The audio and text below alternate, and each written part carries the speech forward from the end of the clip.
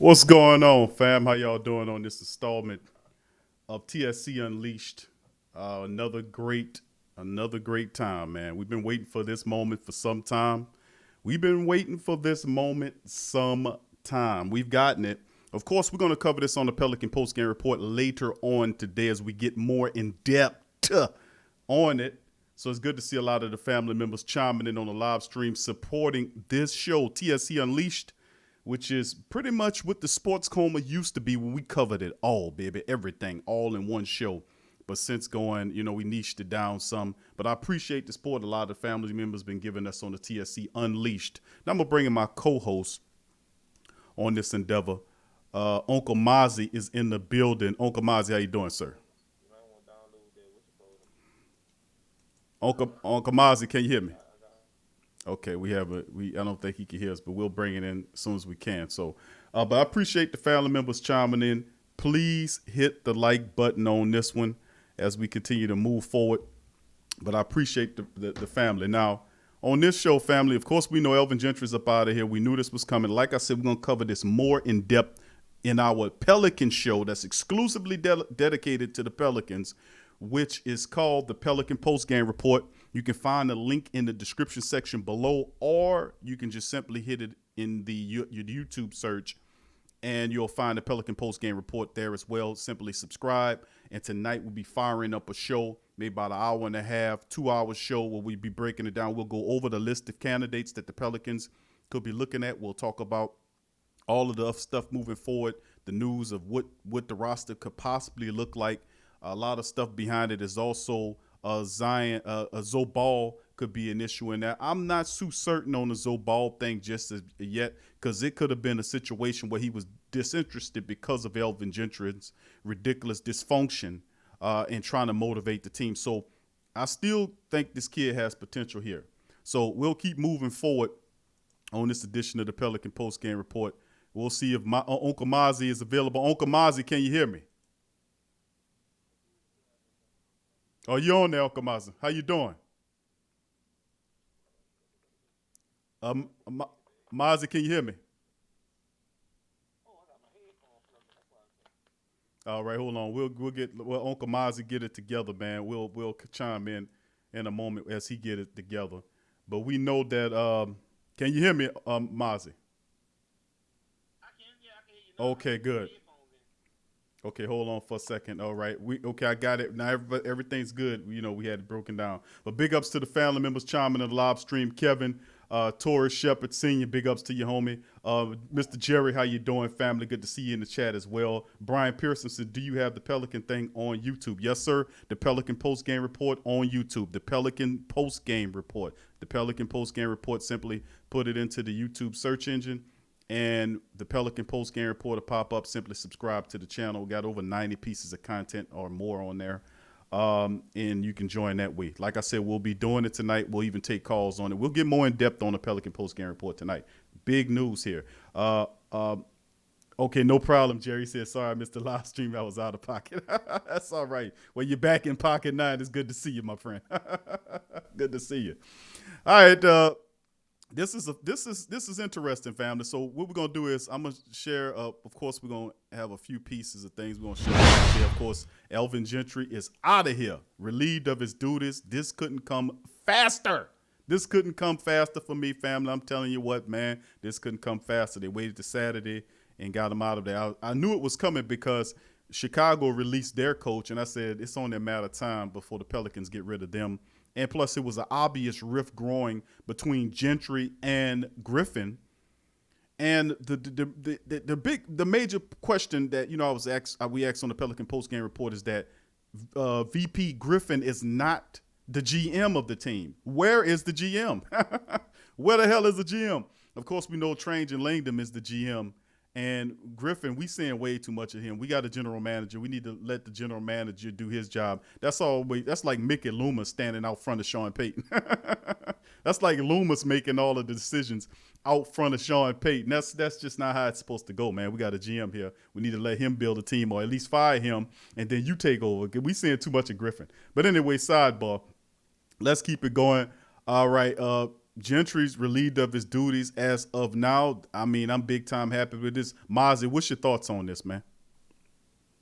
Oh man, I've been trying to get this going for a minute. I've been team Ty Lue, team Tom Thibodeau, team get your shovels out, dig up Byron Scott. So I've been a fan of this for a long time. Alvin Gentry, to me, is not a coach. He is an NBA coach. I'm not going to say that, but maybe an assistant, or if he's going to coach a team, it's got to be a team that's in a rebuilding phase, or maybe he can grow with the players. I don't know what his magic formula or recipe for success could possibly be. All I know is this team with the superstars we have, as young as they are, he's just completely disconnected.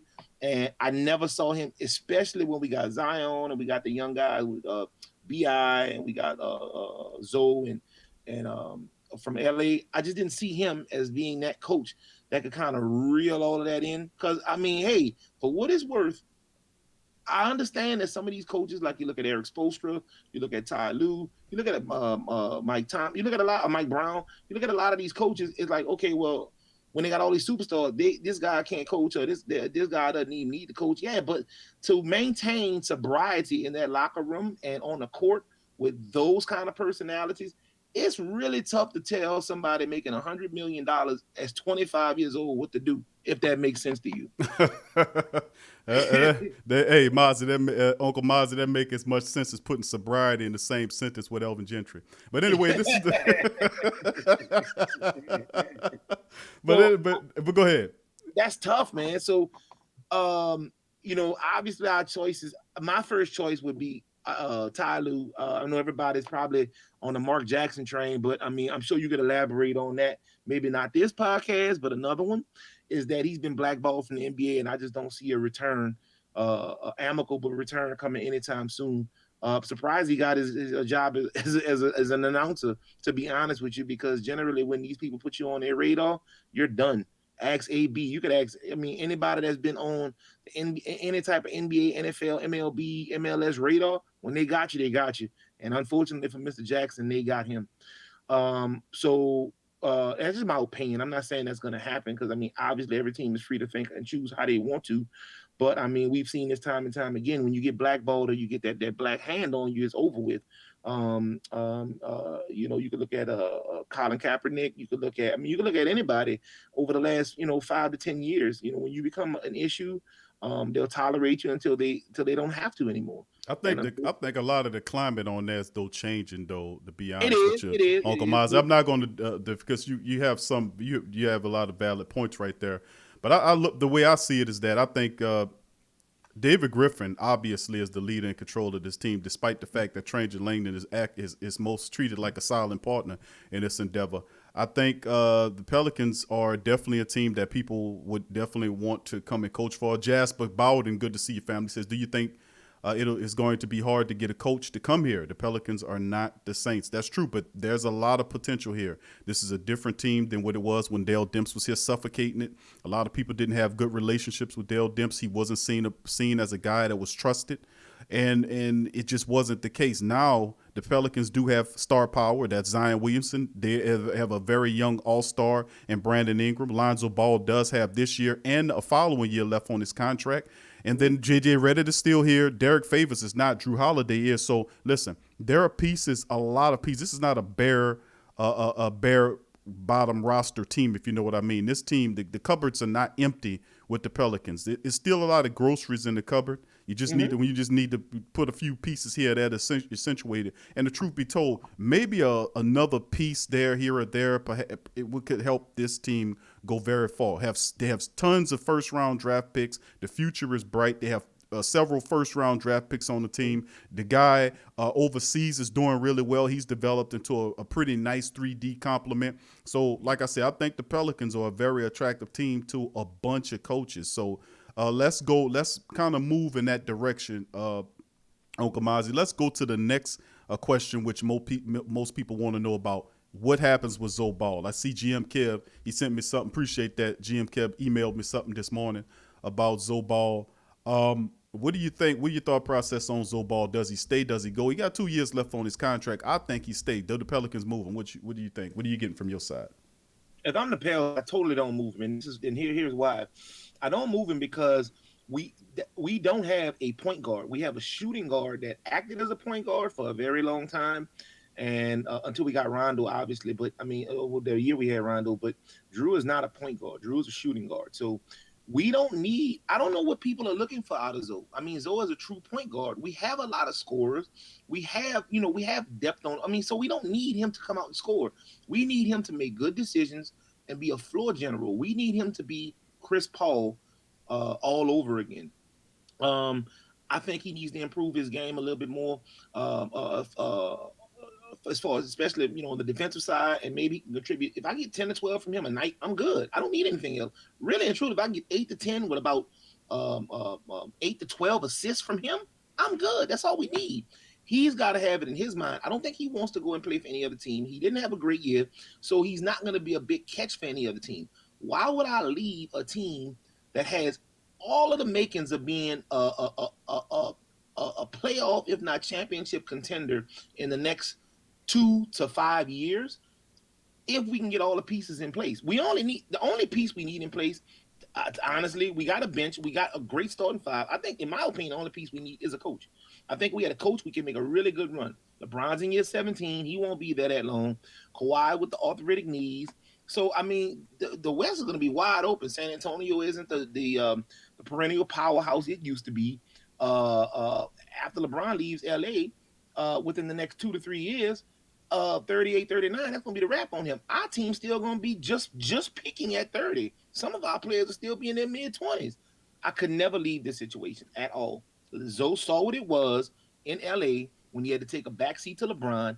He's never gotten a fair shake since he's been in the NBA. Even this year, he played really, really good, 60 games. We can't hold him accountable for a 4-month layoff, almost no practice regimen or camaraderie going on as far as the team is concerned. I mean, you saw that with some of the other teams.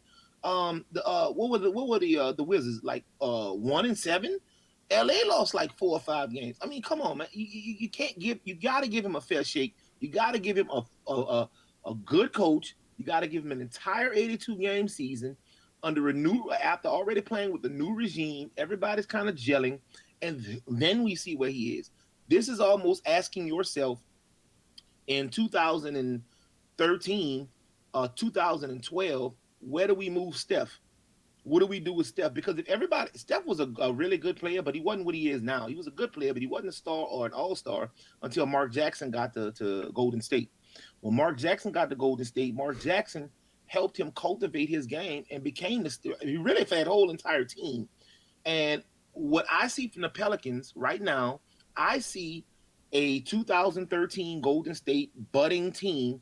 I see that in the 1920 New Orleans Pelicans. That's what I see. I don't know what anybody else sees, but that's what I see. That's the second time that I've heard somebody say that. DC, who's our regular contributor on the Pelican Post Game Report, also used the Golden State analogy of before the dynasty started, there had to be a foundation. Mark Jackson set that foundation for that team to stand upon, and they reeled off those championships that they built trending upward. That's very interesting. You say we have pretty much what it takes. I think we could use another veteran point guard, perhaps somebody that can come off the bench to help, and the coach, because Alvin Gentry, what's really been his fatal flaw is the fact that he could not instill defensive-minded principles in the team. He was undisciplined, and he was undisciplined as a coach. His team was undisciplined. They weren't fundamental. Fundamental teams would take him apart. I mean, his coaching, his rotations, especially off the bench. If he would have had established a solid 5 rotation, like you have a starting 5, a backup 5, where those guys know each other and can play together and build that consistency, that camaraderie, it could have been a lot better. His team was all over the place, and it showed. A team with this much talent should have not made the playoffs. It should have been a playoff team. Everybody was healthy, even though they had Zion Williams under minute restriction. Everybody was still there. Favors was there. Reddit was there. Hart was there. Holiday was there. Everybody was there.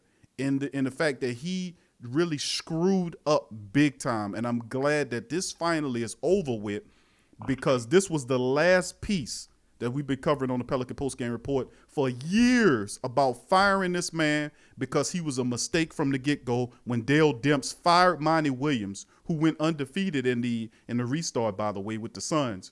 Mm-hmm. Fired Monty Williams after Tom Benson, rest in peace, gave him his blessing and told him that if you get our team to the playoffs, you get your job. You keep your job. Not Monty Williams. Dale Demps fired Monty Williams unrighteously, in my opinion, and then went and interviewed people like Mark Jackson, Van Gundy's, these guys, really good, Tom Thibodeau, all these really high-profile, successful-minded coaches, and then hired Alvin Gentry, and he was the cheapest and probably the least favorite of all those popular candidates who could have taken the last 5 years of the Pelicans and have built toward a championship. This guy was a utter disaster.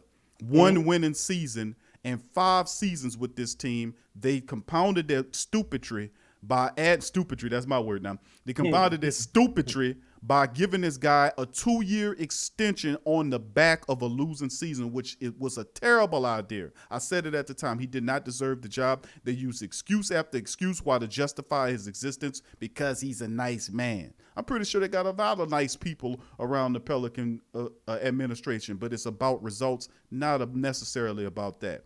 Now, moving forward, we're going to go into potentially what the next coach could be like. What could the next coach be?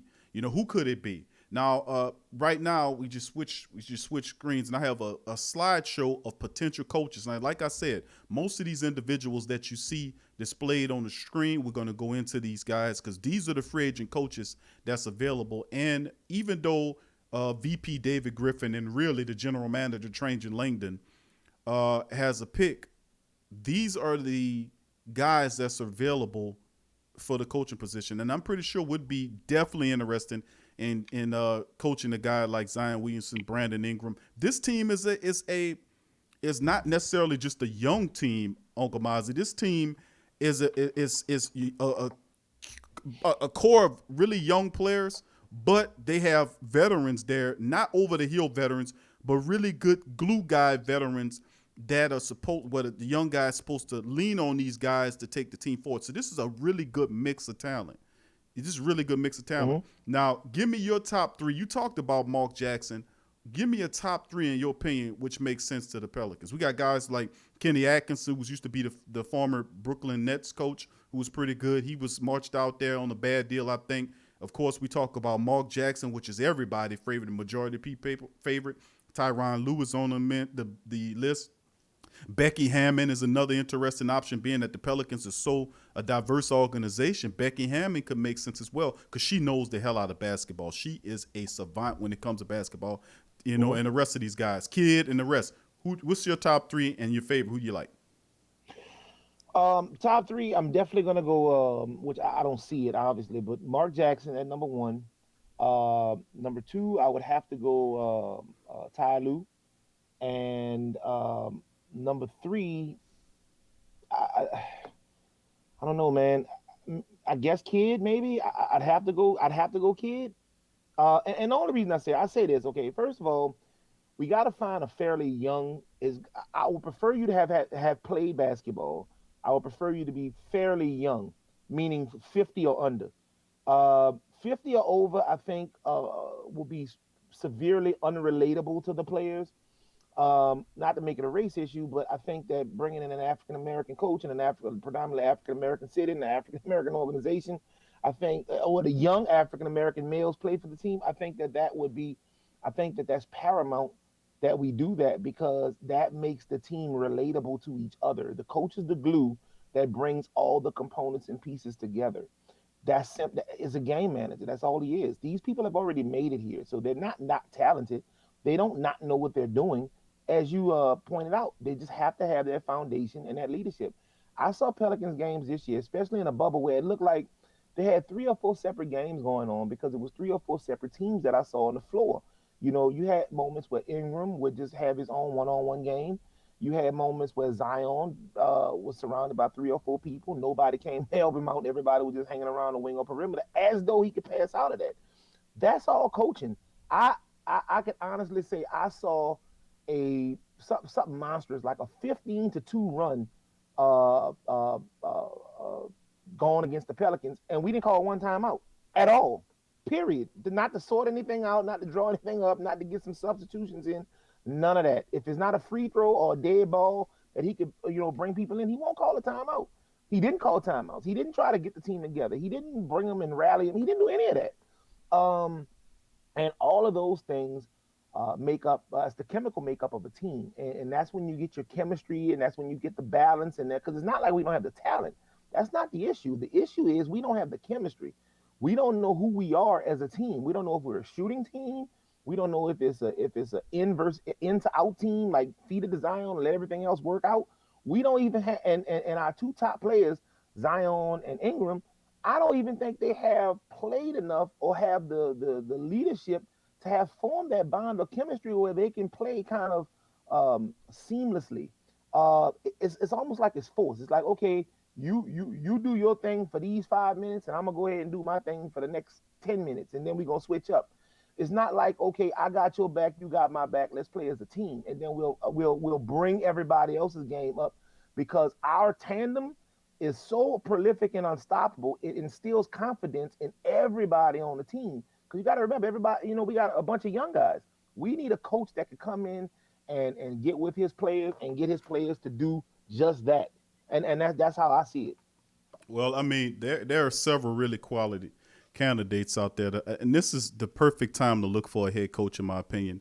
If you're a young team with a lot of potential, like the Pelicans, really this is a playoff team right now, in my opinion.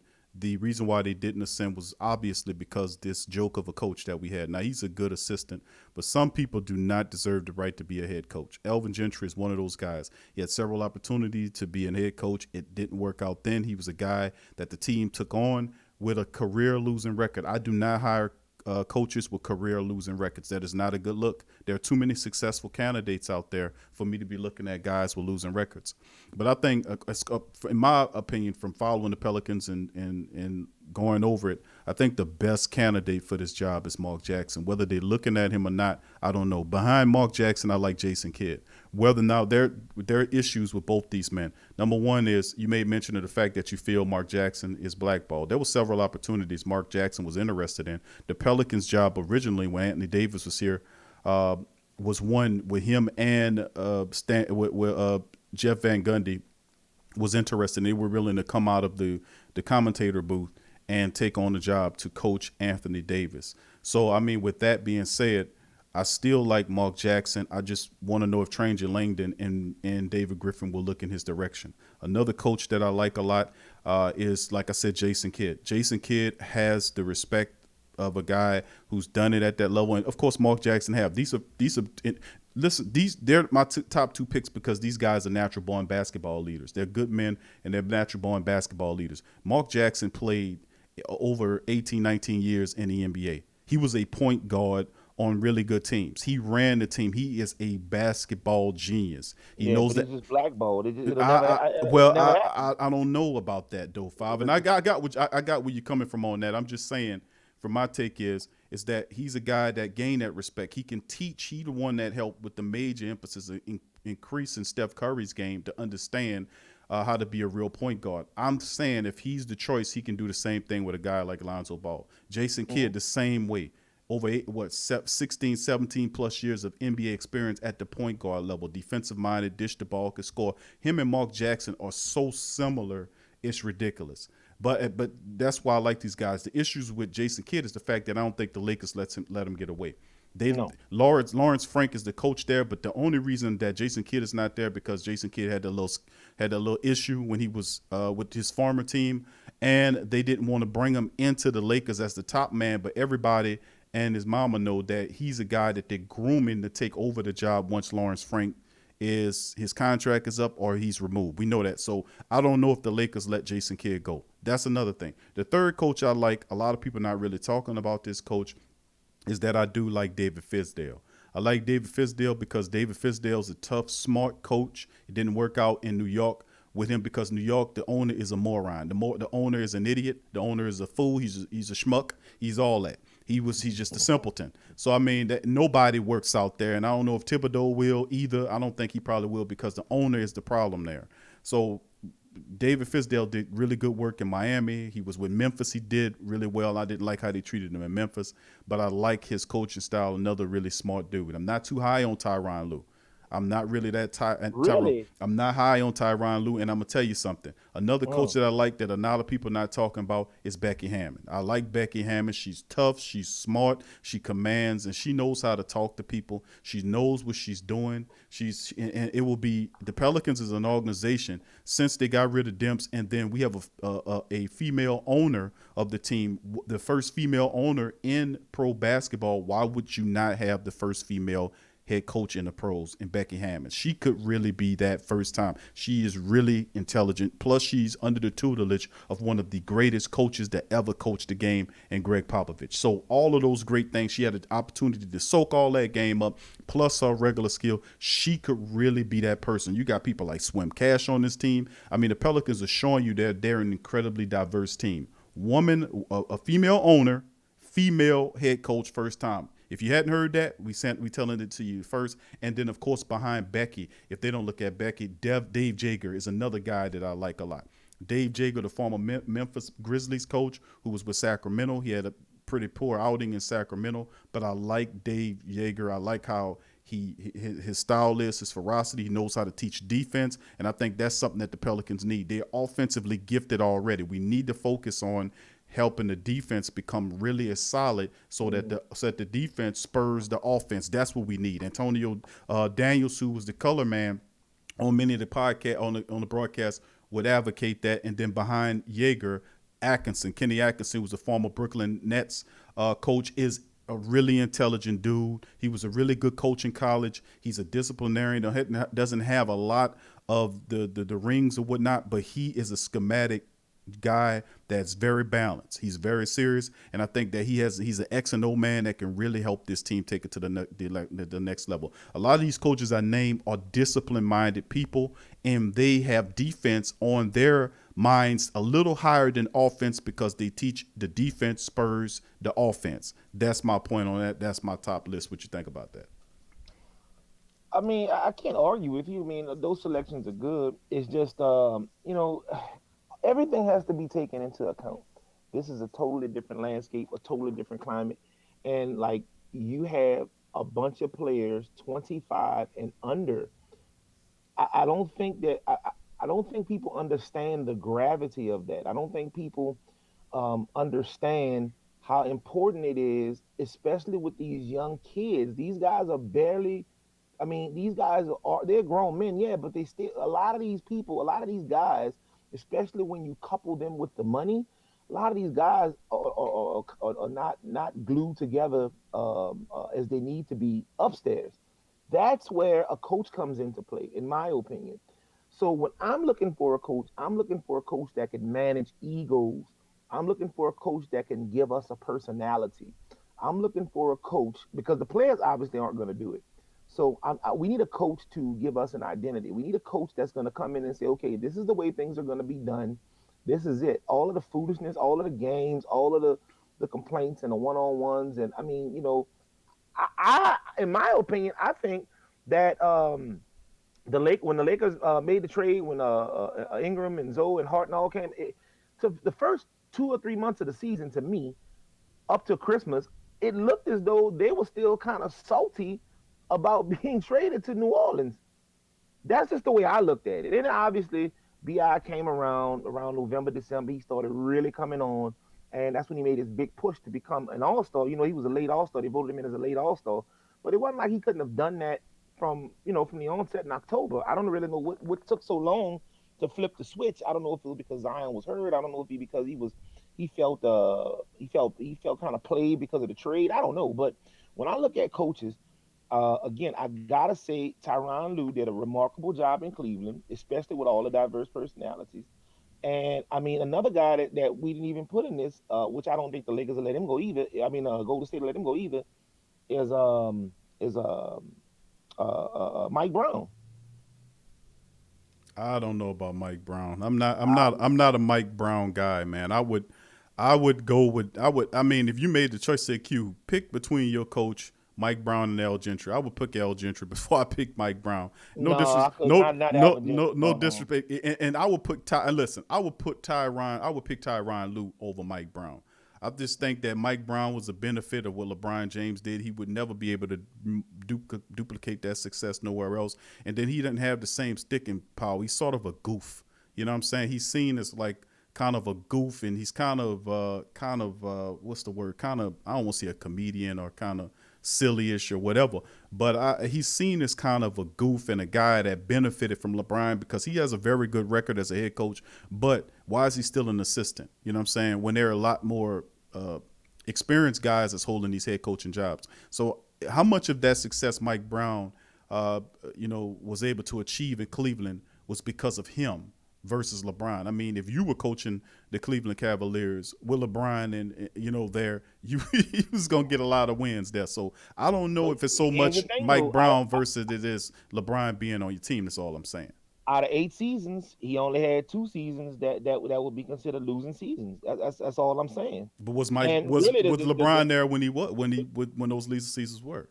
No, and that's what I'm saying because if you remember, he went out to LA in I want to say 2011. This was post LeBron, obviously, and I mean he still won 41 games out in LA with nothing. I mean, you can't discount what he's done. Maybe I shouldn't. I'm not going to discount what he is. Okay, I just don't. I don't think he should be high on our list. Let's look at the stats. 05-06, although it was LeBron, fairly young LeBron, but I mean it was LeBron, 82 and 50. I mean 50 and 32. He repeated that success, 50 and 32, 45 and 37, 66 and 16. 61 and 21. Then he took a little dive, 41 and 25. Still a winning season though.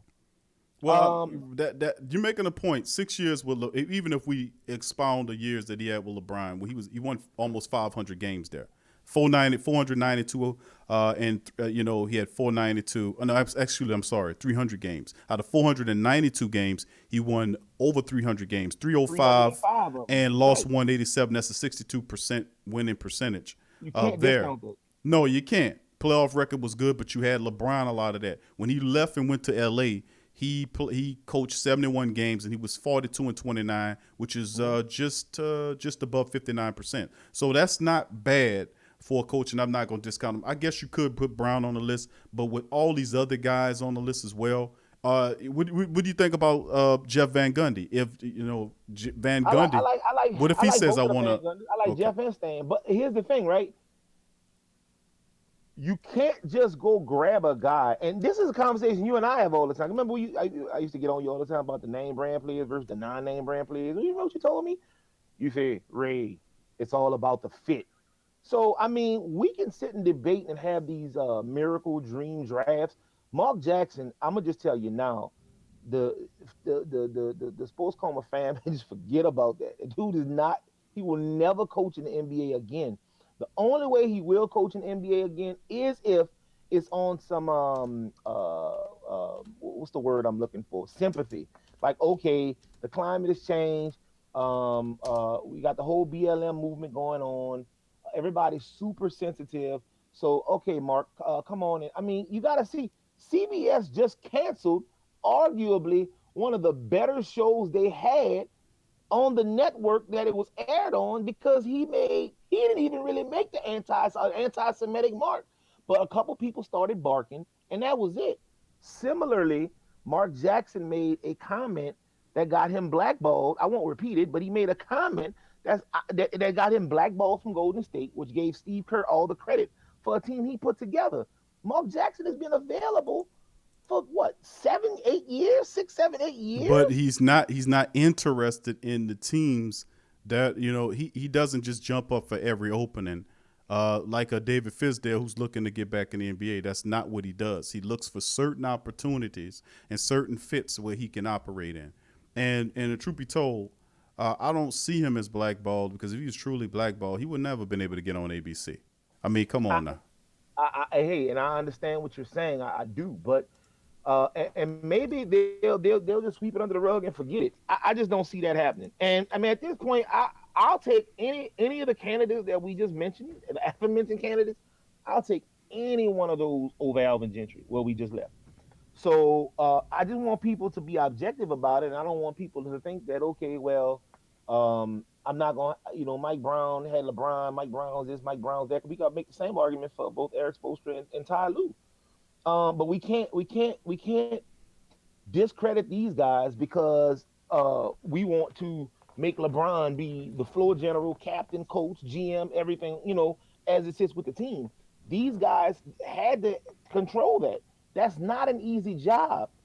And I know that you could attest to that. Like whenever you have a team full of superstars or potential superstars, you have to bring in somebody that can manage that, that can really control that. Because as I've stated, it's really hard to tell a 25-year-old kid with $100 million what to do. That's tough. And there's only Well, if there's, you if you the owner of the team or the coach of the team that's been put up there to tell that $100 million kid what to do, if he wants to keep that $100 million, he better do what he got to do to keep. So I'm saying it's more of a motivation. But I'm saying the reason why it failed in New Orleans is because of the guy instructing him. The guy that was instructing him, he lost. Listen, let's go back because this is a lesson that we cannot learn. Again, Anthony Davis, you had Chris Paul here. He got disgruntled. He left. Mhm. You have Anthony Davis that came right after, a few years after Chris Paul, and you got another opportunity to get it right. He got disgruntled because he lost faith in the leadership. Dale Demps had an opportunity to pull up. Well, prior to the Anthony Davis trade, he had an opportunity. He did get. He sent Buddy Hield and whatever. He sent them out there to Sacramento to get DeMarcus Cousins down here, which was a good move. DeMarcus gets hurt because Alvin Gentry, in my opinion, was overplaying his minutes. He was only going three people into the bench. I was tearing his ass up on the Pelican post game report for that. He Mhm. overplayed him, and DeMarcus Cousins tore his hamstring in the game, diving for the ball. Late in the game, they ultimately ended up winning the Houston game, but they lost DeMarcus Cousins for the rest of the season. Of course, and then later on, that same time period, a few days after, Gentry was obviously listening because I was on there saying he's the reason why this happened. He's overplaying these guys. He's not delegating or relegating the minutes correctly. And he was one of the main reasons why it led to him getting hurt. If you was staggering the minutes and playing more of the bench guys, then you wouldn't have had to worry about certain situations like that occurring. Well, when he heard that and other people starting to say that chatter as well, he just said, "Oh well." If somebody said I got him hurt, oh well, this such and such. I was like, see, that's an idiot, right? That's a moron. We don't need a coach like that. You have 12, you got 15 men, 12 of them active. You're only playing 8 of them. You playing 5 starters, 3 guys off the bench. That's not even good math. You're supposed to play 5 guys off the bench to replace the 5 guys leaving. Each guy has a replacement. That's what a Mhm. smart coach does. He wasn't doing that. He didn't want to extend his rotation past 3 guys. I covered this stuff. But ultimately, later on that year, when the Heat started going up on him, he started extending out the bench. But you could see he still didn't know what he was doing, as he didn't solidify a bench rotation, a starting 5 like you would have a regular 5. And then when the big gets hurt or Derek Favors doesn't play or the big gets hurt, the first thing he did was go small. That's his last, just go small. Playing guys like Nico Melli up against 7-footers. When you have a 7-footer named Jahlil Okafor sitting on the bench for the Mhm. entire NBA restart, they played in the scrimmage games. We're not talking about that. The active games where Jalil could have actually worked. So when they got eliminated, the next game he plays them in a game that doesn't matter, and Jalil goes off for 21. He's your legitimate 7-foot guy. This guy's a top 5 former first round draft pick who lost his confidence after being shuffled around. But you see he knows how to play, but you don't give him minutes in those matchups during that when you're in the pinch for it. The Hey, guy's an absolute moron. So that's how it is. but I mean, I'm glad he's gone. I'm glad they made this move. They should have fired him after the Pelicans lost that playoff game. When they were eliminated, they should have fired them then, because there'll be a I would have lot. fired him after a 4 month layoff, and Jackson Hayes didn't gain any weight. Consequently, Zion didn't lose any weight. Like, what are you doing? You knew eventually this would have to start back up. So I, it would seem to me, with my job on the line, because the writing was on the wall, I'm sure. With my it job was on the line, it was. I've gotta make sure I'm in constant contact with my players, especially my potential superstars and my potential future superstars. I got to make sure these guys are adhering to what they're supposed to. Zion already had weight issues coming in. There's no way I'm gonna let Zion take a 4 month layoff. And I don't know who doctored those pictures up. The Pelicans got one of the best graphic designers ever, because the pictures I saw of Zion versus who I saw come out at the bubble were two totally different people. We got catfished. So, you know, we did. I mean, I know you saw the Zion with the training mask on, he muscles everywhere. I mean, he looked like a Marvel hero. Then all of a sudden, he came out, and it was like, it was like the Blob. I Well, was you couldn't tell what he looked like, my Uncle Mozzie, because of the fact that he was wrapped in bubble wrap. That's why you couldn't exactly tell exactly the Marvel superhero muscles that you seen from the promotion. You know, yeah. but you should have knew something was funny. It's like you go to buy a car and the guy have on the listing one picture. You didn't see multiple pictures No, you of him. didn't. You just seen But that one picture with that one arm. You know what I'm saying? So that should yeah, have but been a he had the sweat dripping off. I'm like, but oh yeah, but you I should can't wait. but He a still monster. that's one picture. You know, it's like it's like you buying a house or you buying something online. They just put one picture up. They like, well, hold on, why you only got one picture? So I Yeah. mean, that's something that somebody would ask. But I digress, man. I'm just so happy that they finally got rid of this guy. I really am. I'm so happy that he's gone. He was supposed to been gone. He was a terrible hiring for the team. I've been saying it. I've been seeing that the fit didn't work. I've been knowing that his style wouldn't work here. He was a little too old to be taken on his team. He's not disciplined enough. He got a little. I don't want to talk bad about the man, but he got a little yellow in him. You know what I'm saying? He wouldn't stand up for stuff. Then he fell out with Griffin, how he answered the question when they were saying, why is Zion Williamson's minutes being staggered here? Why is he playing under restriction? And what really created the rift between him and Griffin is the way he answered that question. I even said that on the show. I said, well, that's not going to share well, because you could have asked that better. He kind of did like an old grumpy man, an old grumpy grandpa response to the question, like, well, I'm just doing what just doing what they're He telling looks me like to a do. grumpy grandpa. Well, he definitely a Right. grandpa. He looks like a grumpy grandpa. That's He why you looked giving him. he looked like a grumpy grandpa just drunk some Heavenly Hill. I'm gonna just keep it real with you, man. Eyes with his red That's eyes and all. Like somebody all slapped red. his face. Right, I Somebody mean that's slapped him them. in his face with crazy glue on their hand. Right, I'm just telling you, man. I know what that look like. I got kin folks that look similar to Alvin Gentry. They got the same eyes, and trust me, they ain't coming from old age. Yeah, he got the whole Jordan Last Dance eyes going on. Like I really don't know what that's about, but whatever. All I say is I gotta digress. I'm glad we got rid of him. I'm glad we moving forward.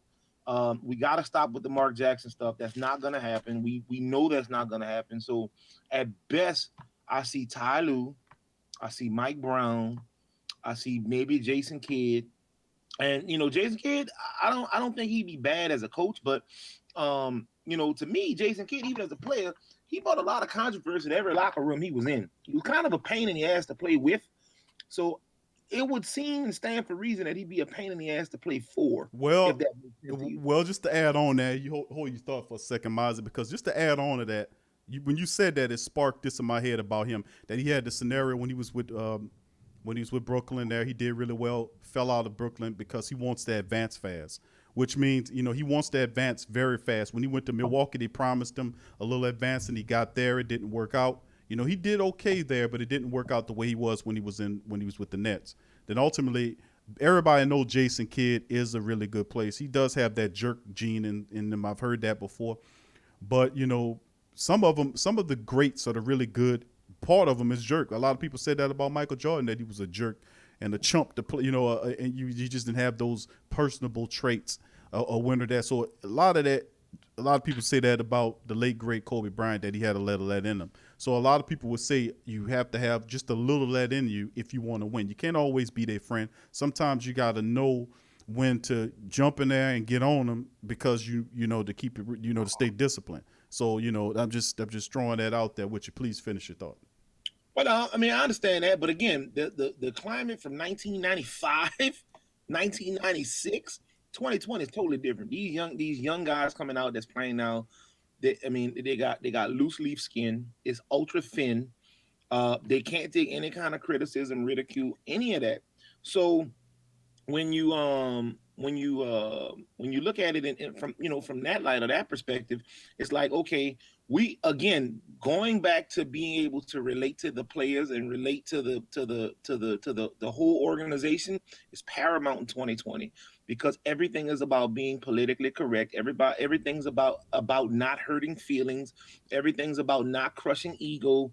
So to be a coach in the NBA in 2020 is completely different than it would have been to be a player/coach even a decade ago.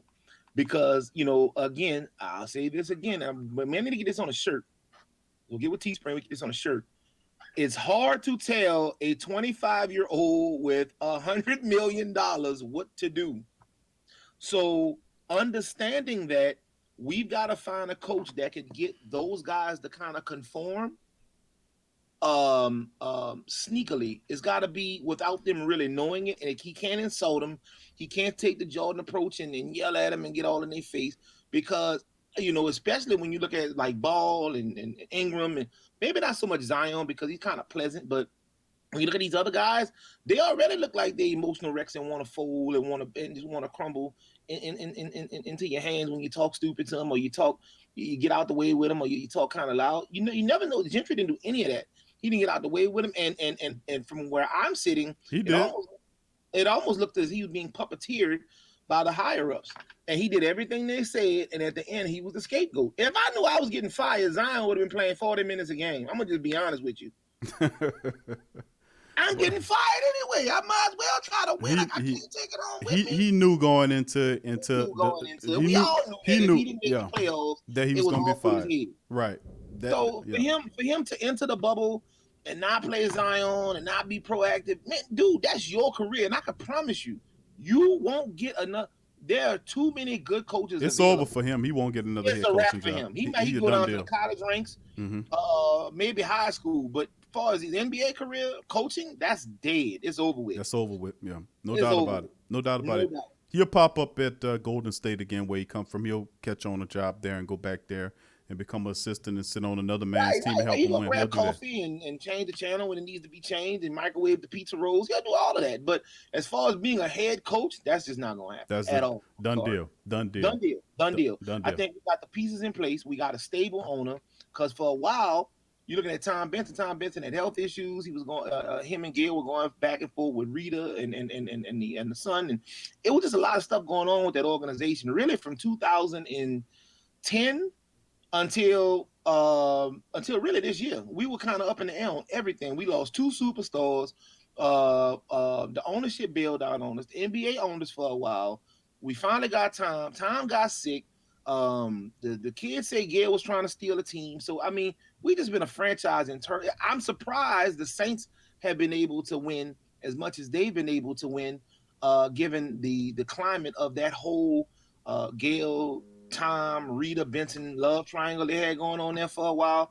I mean, I guess the only thing about them is you had Mickey Loomis and you had Sean Payton remain, and Drew Brees remain the three constants. And they all took care of their duties respectively. You had Mickey Loomis was a pretty good GM as far as drafting, and he did that in conjunction with Sean Payton. Sean Payton was, although he does at times outthink the room, great coach. And Drew Brees, for whatever that matters, he was a great floor general and led that team when he was on the field. The Pelicans, Hornets slash Pelicans didn't have that same luxury. The leaders we did have on the court, they wanted to leave out of here. The leaders wanted to leave, and it wanted to leave so bad. Chris Paul got denied to go to the Lakers. He went to the great value LA team just to get out of New Orleans. That says a lot about a franchise. I can't go. I only got 1 year left, and I Well, can go anywhere I want. Mozzie, Uncle Mozzie, that wasn't his choice. He wanted to go to the Lakers. The NBA actually stopped that trade from occurring. Right, but he still could have stayed the 1 year and played his contract out. Then he That could have is went true. That is no true. problem. He could So have stopped the trade. want That's to true. jump ship, right? So to want to jump ship on a franchise, and it wasn't like you hadn't been winning since you've been there. So to actually want to have a complete 180 and jump ship from a franchise midstream like that speaks a lot about the franchise. We were in disarray. Nobody wants to be with a team that we don't know what the ownership is going to be. We don't know if we're going to stay in the city. It was a lot of unknown. So I get it. He wanted to leave so bad when the NBA denied the trade, and it was a great move on their part because who they're trying to buy, they're trying to sell this team. I can't sell a team full of junk. Chris Paul, you're at the time a superstar in the league. You're a winning franchise since you've been here. I need you to stay here so I can sell you. Then you can make your move or play the last year of your contract out. He didn't do any of that. That speaks volumes on the franchise. Similar situation happened with Anthony Davis. Anthony Davis, if you stay, Boogie stays, Rondo stays, we can build upon that. Even when they left, you still had another option to stay this year when you know we had Zion. Didn't want it. AD, Zion, Drew Holiday, we'd have figured the rest of it out. I'm gonna just be honest with you. Well, I mean, it wouldn't have worked because he was, and we said this, and I was covering at the time. DeMarcus Cousins was somebody he really enjoyed playing with. The way the Pelicans, Dale Demps handled the DeMarcus Cousins situation was utterly dreadful. They could have, I think that you couldn't give him what he wanted, but they could have actually did a little bit better than what they did.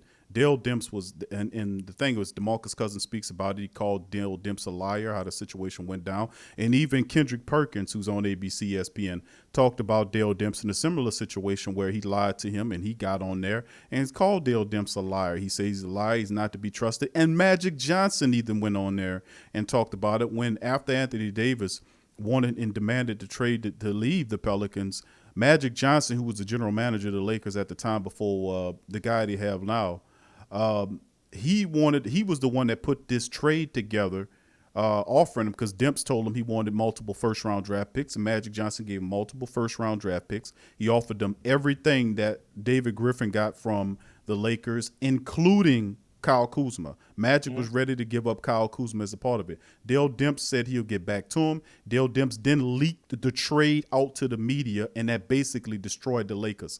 That the fact that they were looking, because he did that in confidence with Dale Demps, and Demps betrayed him. That's not me saying that. That was what Magic Johnson said after he left the general manager position. He said Dale Demps single-handedly, he destroyed what was going on, because when they found out that that Magic was trying to trade them all, it destroyed the harmony of the team. And of course, you wouldn't consider trading everybody.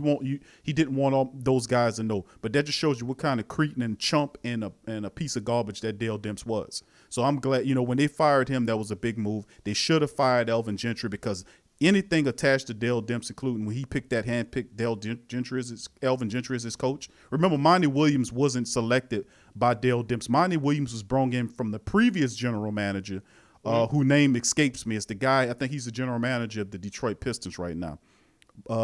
Tall, bald-headed guy. I forget his name. Help me in the chat if y'all remember his name. Wasn't wait a minute. Wait.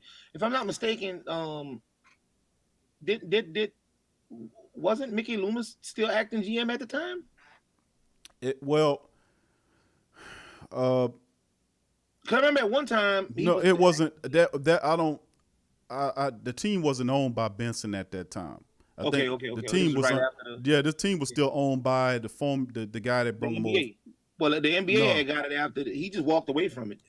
He sold it to the NBA. He sold right. At a considerable discount of what the team was actually worth had he redeveloped the team and made the team attractive. So he was just ready to get out of there. I don't know what the deal was. Everybody was ready to just get out of there. I mean, they didn't want to lose anymore, and they didn't see much of a future. People thought that the team was going to be sold and moved to somewhere else. There was a lot of uncertainty at that time. Yeah. And plus, they were failing financially. The guy had a terrible TV deal. Not everybody could watch the Pelicans, and he made a mess of the whole situation. When he came, he was just he was a fool. So the previous general manager, he picked up, he hired Monty Williams, and Monty Williams was there when Dale Demps came in after they fired him. And when they brought in Dale Demps, Demps had to deal with Monty Williams. They didn't get along. They didn't like each other. And I can see why. Monty Williams was a strong-willed dude. He knew about basketball. He had a good basketball brain, as it tells with Phoenix.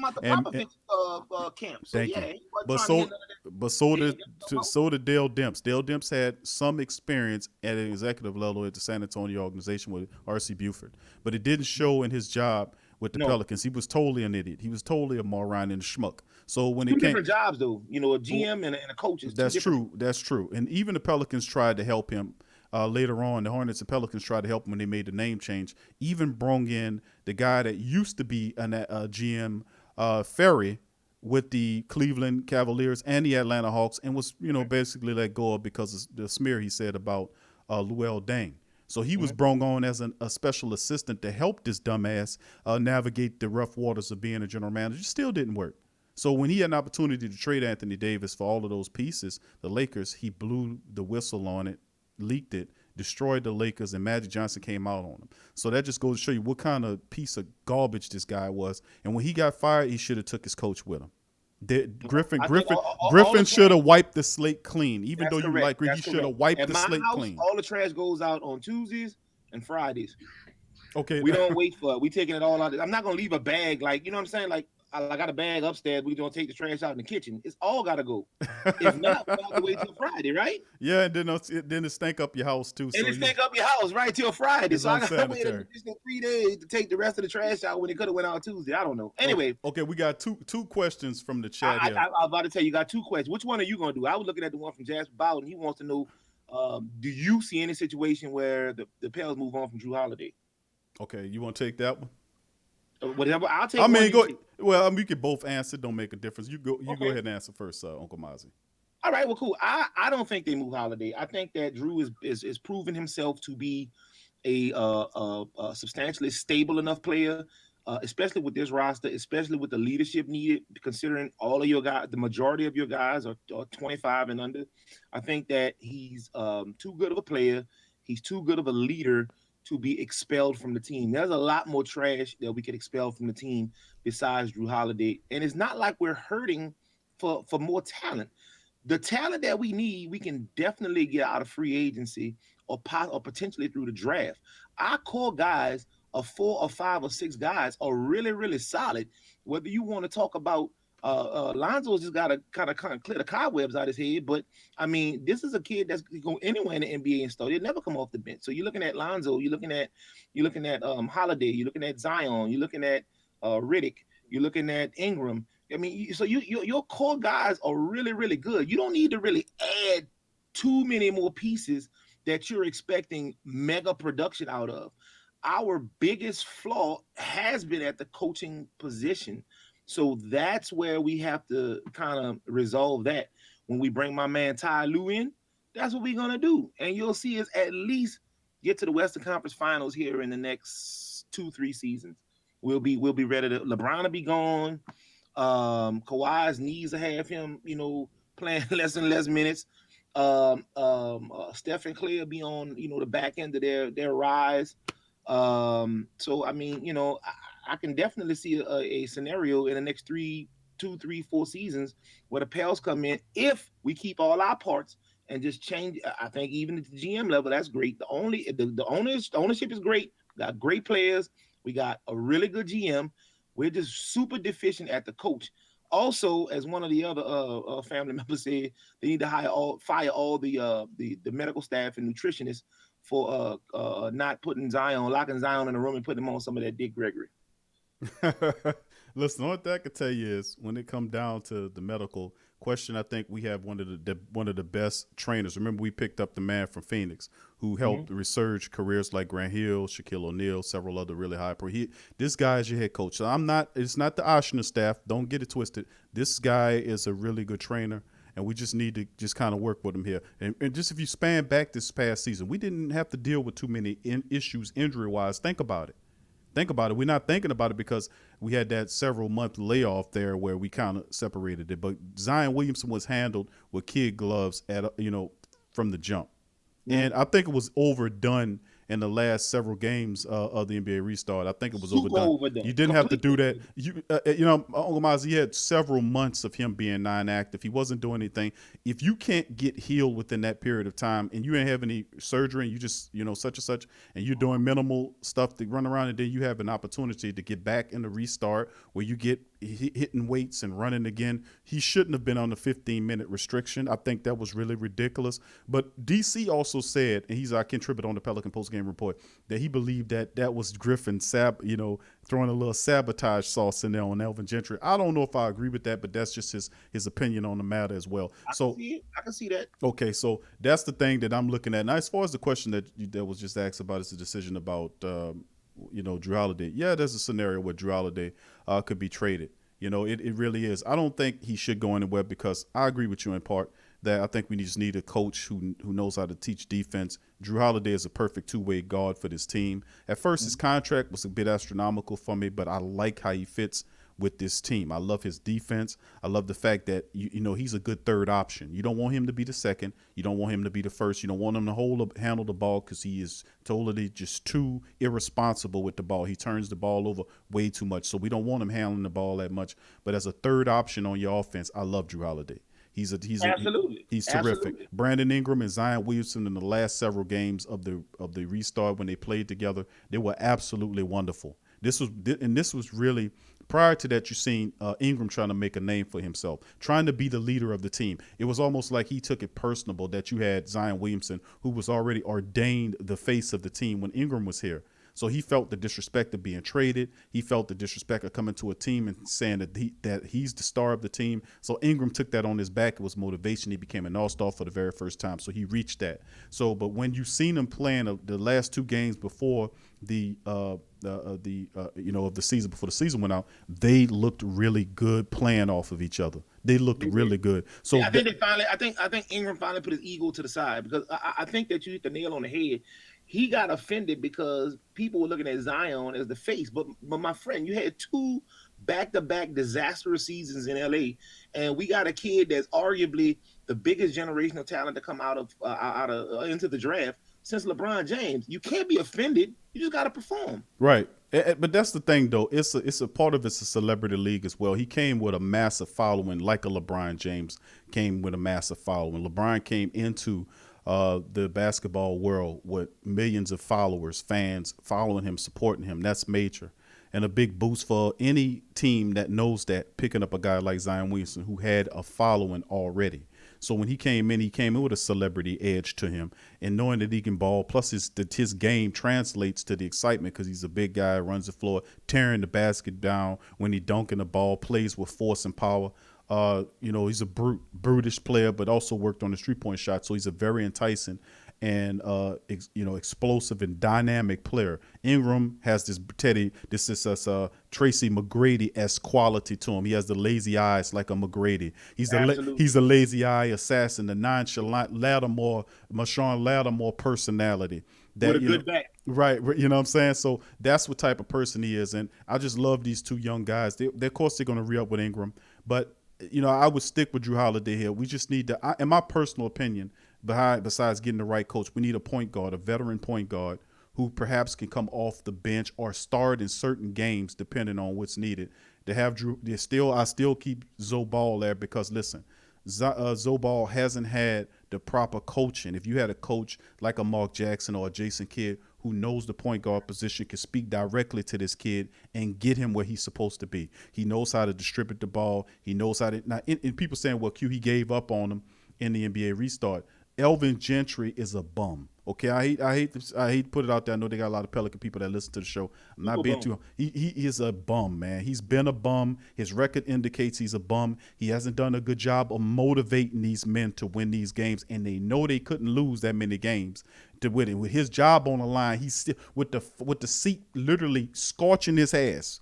The seat literally scorching his ass. He's sitting on a nuclear reactor, and he still couldn't use that heat to motivate that team to win enough games to get into a playoff scenario with the Memphis Grizzlies or the Trailblazers, whoever we would have to face. So that just goes to show you he was half dead on the switch. The team played half dead. Now he can get his half dead asses up out of here. Now let's go to the next point, Mozzi. We're gonna ask one more question. All that right. other question, if you please, you can feel free to read that. And also, a lot of people don't agree with you about your Mark Jackson commentary. They want Mark Jackson. The majority of the family members saying Mark Jackson, they disagree with you. Now you can feel free to go to the next one, I brother. want a Lamborghini, but don't have $300,000. I mean, it is what it is. You can want what you want. The man is blackballed. I'm sorry. I know nobody wants to hear that. Nobody believes it. But, I mean, he's blackballed. So I understand that the fam is upset with me, but I would rather tell the fam the truth about Mark Jackson being blackballed, never coaching in the NBA again. He got a supplemental package. You know what is that? A severance package? They gave him a severance package with the ABC job. Now he needs to take that and move on. He's not going to coach in this league again. You can't insult these groups and you know this. You can't insult these groups, the LGBTQ community. You can't insult the Jewish community. You just can't insult these people and expect to retain the same status that you have, especially as a black man. It's just not going to happen. But that if that's the case, though, a lot of those organizations that you're naming and that Mark Jackson works for have the same individuals at the top of the organization, if not owning those organizations. So why would they not do a full ban? That's what I'm saying. I'm not saying that your idea doesn't have any credence, but what I'm saying is there is nothing anybody could do if they wanted to hire Mark Jackson as a coach. But he based his beliefs in the statement he made of it had religious backing and religious principles to it, so they gave him a pass. It wasn't like it was coming from a place of hate or a place of disdain, if that makes sense. So because he said what he said, they kind of took it with a grain of salt, but he still had to be punished for it, right? There was nothing wrong with Golden State. Golden State was a winning franchise when he got there. He turned that franchise around in 1 year. So why did they put him out? Well, he fell out with they had a disagreement. They talked about that. He had a disagreement with the owner. They got into it on some stuff, and they couldn't see past it. So the owner got in his emotion as it looked at the product on the field. And plus, prior to that, there were rumors circulating that the owner wanted Steve Kerr as a head coach. He was just looking for an opportunity to be able to make that move. And soon as Mark Jackson was fired, they brought Steve Kerr in. He was waiting for the job. So I'm going to just keep it real with you. Plus, that speaks to what kind of man Steve Kerr is. I get it. You get what I'm saying? So, but anytime you come out and say they ask you about, this was a big topic in 13, 14 about, because everybody was coming out about gay NFL players, gays in the military. It was just, and you know what that climate was.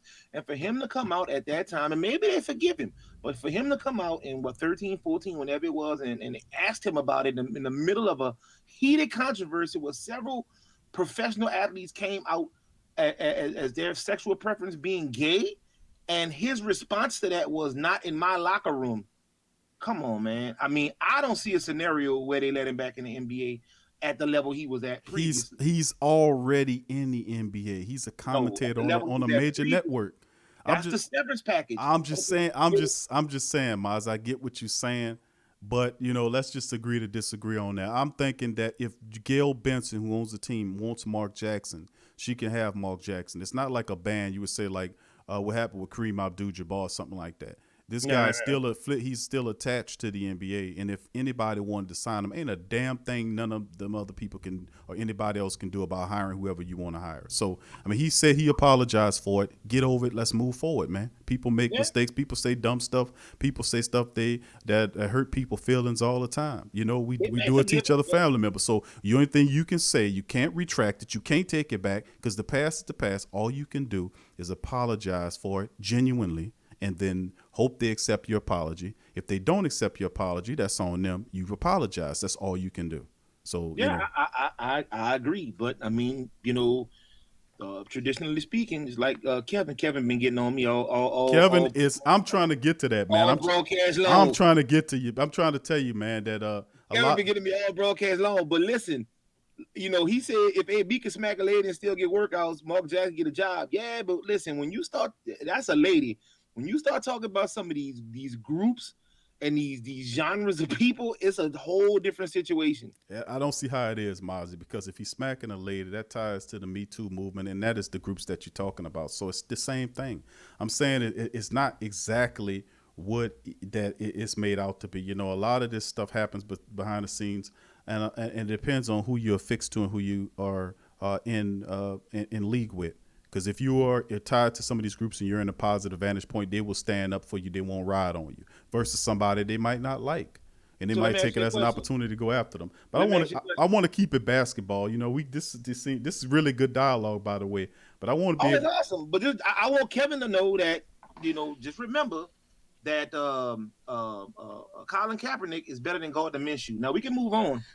Colin Kaepernick is better than Gardner Minshew. Just remember that. But we get that. But but the scenario is Minshew it doesn't come with the necessary what they would call baggage on a guy like Colin Kaepernick. That's what a lot of people, they don't want that attached to the organization. and that's their decision. You know, that's their loss. If they don't get a really good football player or a guy, some people might not, depending on what your vantage point on what the man is. You know, it's different schools of thought, and I get what you're saying on that. But you're right. Cap is better than Minshew is, but it's the baggage thing, and it's the preference of whoever controlling the dynamic of the construct over there. So let's move on to some other stuff here. I want to be able to get to another question here. Big ups to the family members joining us on this show. For those who don't know, that's watching it for the first time, this is called TSC Unleashed. And we cover several different topics. We cover basketball, football, all kind of stuff. We cover stuff about the Pelicans, stuff outside the Pelicans. We cover NBA topics. This is our show. This is originally what the Sports Coma was supposed to be like originally when we started the show. Originally when we started off podcasting years ago, is that we covered all sports within the circumference of a 1 to 2 hour show. But we kind of taken some of those principles. We're talking about some of the latest stuff that's happening in the college football world, basketball world, football world, stuff outside of the Pelicans or per se the Saints or what have you. Just general, the hot button topics of the day. This is what TSC Unleashed is about. So I'd like to give a shout out to some people. John Thompson, Tramal, GM Kev is keeping it real in the chat. True Louisianimal. Kierland the Great 84. Good to see you, fam. Youngbloods 46. Cap Manny. He believes we need a center. We shouldn't. Point guard is not the thing. We need a center. Sad Scott, good to see you there as well. He says he likes the idea of Mark Jackson. What he did with G State, bringing him out of the basement, and then Mark gave the team to Kerr. Really, Mark didn't give the team to Kerr. He didn't really have any choice. Kerr was kind of sneaky, backstabbing, and that owner was waiting for a move to make on Mark Jackson because they didn't see eye to eye. But that's fine. I think Mark Jackson to be back. Uncle Mozzi doesn't think so. Jamal, Jasper Bowden, thank you all for joining us in this episode as well. Nate, 2 times, good to see you in there as well. Torres Shepard Sr., and a diehard Saints fan. Good to see your family as well. So Joe Gidry, LaShawn Singleton. What up, LaShawn? Good to see you. Says, hey, Big Q, miss you. And that lovely voice. All right. That's what I'm talking about, baby. All right, Jasper. Darius Sampe and Jasper Bowden. Good to see your family in the chat as well. Brian, thank you. I hope you found that. Remember, family, if y'all hear more Pelican content that's passionate and deep, just like we do our Saints stuff, Pelican Post Game Report. Join it. Find it on YouTube. I think the link is in the description section below. If not, go on YouTube, Pelican Post Game Report. Sign up. Uncle Mozzi. Mm-hmm. The family demanding that you add Avery Johnson to the list too, by the way. But go ahead. Avery Johnson? Hell no. We don't want no stinking everything. Get on him. Now y'all get on him like y'all get on me. Get him. Well, don't let him make it. All right. All right, Uncle Mozzi, we got one more question, my friend. All right, feel free to pick from the chat and one final question if you mind. Oh, me? Okay, yes, sir. Hang on. Mike, I wish my man Cat Manning would ask something. I like Cat Manning. Cat Manning, that's my dog right there. He got, you're the only one ain't lamb-based in you. yeah. I think we need a younger coach. He talking about a center, but like, okay, let's touch on that. Let's imagine, if you will, we get Zion at a true forward and get him from directly under the basket trying to get rebounds, which he's just entirely too small to get that over 7-footers. Who can we bring in out of the free agent market that's available as a center to help balance out some of the rebounding flaws that we have, glitches that we have? Because that was a huge issue we had in the bubble. And a rim protector, somebody that the Westbrooks and Hardens of the league are going to think twice about coming into the paint and trying to do some, whatever they do. Well, I mean, free agent centers that'll be on the board. Of course, a lot of people, they're discounting the fact that, of course, we know Derek Favors' contract is up for the Pelicans, but a lot of people should be aware that Derek Favors wants to return. So there could be is there such a scenario where the Pelicans bring Favors back? Now, remember, Favors, a lot of people kind of soured on Favors, but y'all got to remember, and me and DC talked about this on the Pelican Post Game Report, is the fact that his mother died this year. So, I mean, when when you have a pivotal person like that, a solid foundational person like your mother passing away during the season, that is a difficult thing. And Derek Favors still played the season with that tremendous strain on his mind and on his heart. So let us remember that as well. Now he was said he was listed as saying, and I think we played some of that on the Pelican postgame report, that he's interested in returning to the team. So that could be something that the Pelicans will look at and say, well, we like Derek Favors, we like what he brings. We want to bring him to the team. He's a 6'9" big. He can shoot the ball from all angles, 15, 18 feet. He can step behind the three and knock a three down for you. He's really intelligent. He can move around. And I don't think you've seen the best of Derek Favors this year with the Pelicans, because a defensive player suffers in Alvin Gentry's system because he constantly wants you to run. He wants you to run all the time. And he just didn't understand that you wearing these guys out, trying to get possessions. And then you want to take one shot, run down to the other end of the court to play defense, and then they giving up walk-up layups. And I'm famous for saying that the Pelicans was giving up 12 3-point, at least 12 wide open 3-point shots a game. That's why people in the restart was lighting them up, because I was saying that 2 years prior when the system, it didn't correct itself, despite the fact that they switched defensive coordinators when they got rid of the bum from Boston that they have, and then they put Jeff Bezadelic over the top of the team. It got a little bit better, but it didn't go away. Their switch defense was absolutely awful. They didn't know whether to run underneath switches or run around switches or atop or underneath. Their switch defense was pathetic and not intelligent. They would switch out of, like, if you had a big, would switch with a guard who's 6'1", 6'2", and the big would go out and guard the small forward or the power forward, and the 6'2", 6'3", 6'4" guard, Etwan Moore, be guarding the center. They would switch into dumb plays. That's like, it's unintelligent. You'll switch into a situation that would benefit your opponent defensively. And that was the unintelligent defense that we spoke about. Now, in terms of who are options besides Derek Favors, which I think the Pelicans would definitely look at bringing them back, there are other guys out there that we need to take a look at. They got Perhaps plenty of guys out there. I got on my top yeah, top list. well, there's Steven Adams, there's Gorgie Dang, there's Andre Drummond, Andre Drummond, Rudy Gobert Christian Thompson. right. So there are several interesting people that could be out there.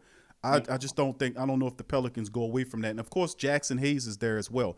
Perhaps the next coach coming in might wants to develop Jackson Hayes, who's a first-round draft pick, by the way.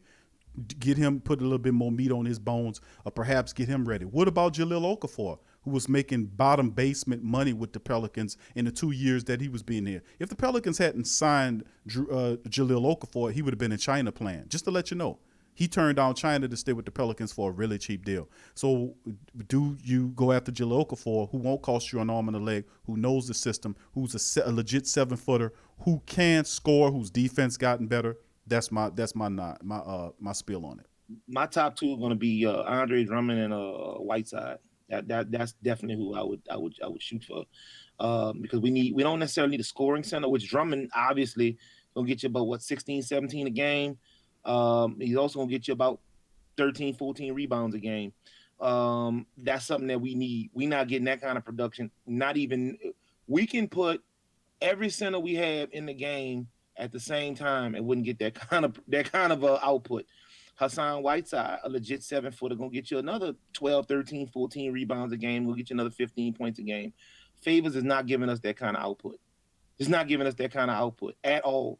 And that's probably one of those pivotal pieces we need to. I think that's gonna free Zion up a lot, because Zion can kind of be that free range player and just kind of motion behind the backboard, stay in that dunk zone that was talked about so much during the bubble. And I think that you can see a lot more out of him with having a good center out there. Obviously, you can take more shots because you don't necessarily have to worry about the other team getting the rebound so much, because you got a true rebounder out there. So you could be a lot more aggressive and a lot more risky for you as far as your shot selection and your game plan. We simply don't have that right now. So I think that Whiteside, especially considering we need somebody that's been in the league for a minute, and somebody that's put some skin in the game and is battle tested. Derek Favors to Whiteside, and looking at the stats, you're going up from 8.7 points to 10 rebounds a game to 15 and a half and 13.9. So I mean, Derek Favors would be in the same category, maybe Mark Gasol. We could even go as Tristan Thompson. Tristan Thompson would be a really good 6'9" pickup at 13 and 10. He's gonna get you that. Serge Ibaka, obviously, he's not gonna get as many rebounds, but he's gonna be more of a scorer. Montrezl Harrell get you 19 and 7 points. The scoring is great, but the rebounding isn't so much. But obviously, Andre Drummond at 17-4 and 15-7 is going to be the best all around five that we could get. That's going to be an unrestricted free agent, if I'm not mistaken, at the end of the season. Well, as of now, actually, but at the end of the season, we'll be able to go out and get him. But one of these guys, we got to get out that free agency bucket. We got the money. We need to spend it. We're getting a new coach in. We got a good core group of guys. We bring in either one of those guys at center, and I think we can make a legitimate shot in the West. Yeah, those are all those guys you're talking about are interesting. It will just come down to see, but it feels good to be honest with your family. Not the fact we got rid of this guy, but I'm talking about in fact that the Pelicans are not that far off. A few pieces here or there. They can definitely use a veteran point guard in my ability to kind of help out. A lot of people saying get rid of Lonzo Ball. I just don't see that, bro. I don't see them getting rid of Lonzo Ball. Not quite yet. I'm just going to keep it honest with you. I don't see that occurring yet. I don't see that. Lonzo Ball still has this year and next year. He has 2 years left on his contract. You still have a guy like J.J. Redick that's here for another year. Really, all you lose is a lot of the bench guys that's falling off the books. So guys like Kenrich Williams, who you can bring back really cheap, who I think the Pelicans should look at accepting and keeping. Men like Jahlil Okafor, who will come cheap, which I think the Pelicans should look at keeping. And then the development of maybe perhaps a veteran point guard that can help steer the bench. Etuan Moore, in my opinion, is gone. Finally, that was Alvin Gentry's guy. He played him at small forward. That just show you how insane Alvin Gentry was. He had Etuan Moore, who's 6'4", playing 2 years ago, had him playing at the small forward position the entire season because he wanted a 3-guard look. Never mention the fact that he couldn't have found a 6'7", a 6'6" guard who can actually match up with a LeBron James. This guy had Etuan Moore guarding LeBron James. I mean, he just didn't give a damn about the defensive eye. He would put Nico Melli out there as a center against it. Just I'm like Nico Melli playing defense, and it's like it was just mismatches that he would do. He didn't care about what the defense, how bad you were mismatched on defense. As long as he had his parts on offense, he was absolutely insane. So he could take all his whiskey bottles in his Heavenly Hill and he could take it, pack it up, and he can go back to wherever the hell he come from. And we're gonna focus on what we need to do, and that's focus on the real team, the real coaches that can make this team win. That's what it's about. This is a playoff team. He should have been in the playoffs this year. I don't want to hear Gentry is garbage. And I hate to talk because they got a lot of Pelican people in the building that listen to me, but they know how I talk. They know I keep it real, and I'm not going to call you a bum if you're not a bum. Alvin Gentry is a bum. His record indicates that he's a bum. And if you were in a fight game like I knew about the fight game, and boxing is one of my favorite topics. If you would have a guy who had a losing record, and he lost 20 more fights than he won, then you would look at him and say, this guy, record coming to the fight, he got 20 wins and 40 losses. You would say, this guy's a bum. This guy's a cab driver. This guy's, he's the janitor. They said, listen, man, we don't have nobody to cover for the fighter. He just twisted his ankle. You want a job? Yeah, man. Well, come on back. We'll give you a robe and some gloves. Put that on, go in there and get knocked out. 40, 20 and 40, man. Come on. This is who you picked to be the coach. We've wasted 5 years of our basketball existence watching this buffoonery go on with the Pelicans. No more. It is over. As you can see, Alvin Gentry is fired, and it reminds me all too well of a very popular saying from back in the day from one of the most well-known and famous movies we ever seen called The Wizard of Oz. You wanna chant that saying out for the family there, Mozzie? I got to do it in a voice, or you want me to just do it regular? Let's see if you got it right. Yeah, the witch is dead. You get it? Ding dong, the witch is dead. The witch is dead. The witch is dead. Alvin Gentry is gone. And we love it. We celebrating. Big ups. And let's give it. Well, I ain't going to toast to the man, but you did it to yourself. Yeah. You should have listened to what we were saying. We was trying to tell you needed to establish the bench roster. Start playing some of the more established guys. Jahlil Okafor should have got some minutes. Kenrich Williams should have been used against guys like DeMar DeRozan. You have a defensive stopper like Kenrich Williams, who you don't care if he fouls out or not. Just throw Nope. him in there and let him guard the toughest guy. Throw him in there against Fox, De'Aaron Fox. You know, what could you lose? If he fouls out, he fouls out. He's not a Bro, you know, the man had a come $50 on. million house that he couldn't even live in, sitting on the sideline. You playing this guy 8 minutes, 12 minutes, 10 minutes. If I'm getting fired, now you finna play 40 minutes. They're gonna fire me anyway. They can't fire me in the bubble. So I mean, and then you play 30, 40 minutes and we make the playoffs. Then you're gonna have the fan base that wants to know why this man got fired after he made the playoffs and Zion went off. He played himself, man. He fell victim. He drank the Kool-Aid, and I mean that's what he gets. He drank the Kool-Aid and spiked it at the same time, and it didn't work for him. Anyway, that'll do it. That's gonna do it for the show, man. I appreciate y'all for showing respect to this show and showing support for this show. TSC Unleashed, man. This is, you know, we still gonna do the Sports Coma. Matter of fact, it comes up in a couple hours. The Sports Coma.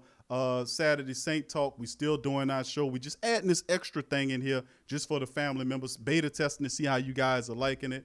Uncle Mozzi and I concocted it to cover the latest news of the day. It's an hour-long show. We went a little bit over today because this one was really something special. Now, remember tonight, family, we have the Saturday Saints Talk. That's at 5 today on this channel. And then later on tonight, we'll do a Pelican post-game report. DC will join us. We will open the phone lines so you can get your thought process on what you thought about the firing of Alvin Gentry and who you think should be staying with the team. Who should the Pelicans hire as the coach? We'll let you all get on there. Subscribe to the Pelican Post Game Report. We'll open the phone lines up later tonight. So I'd like to thank all you guys for joining us today on the Pelican Post Game Report. Mozzi, man, this was fun once again, brother. This is number 2. It's pretty fun. We gotta open these phone lines up for Kevin because I know Kevin got some choice words for me. Kevin is tearing you up. GM Kev is tearing them up. Listen, I just want to let you guys know, quick update.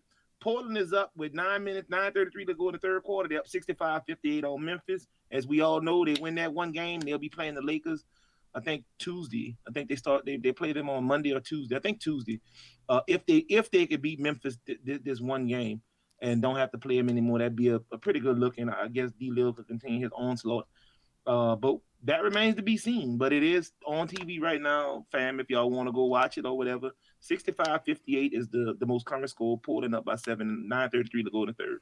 Yeah, and we'll see because Dame Lillard is PO'd by what Skeletor Bayless said.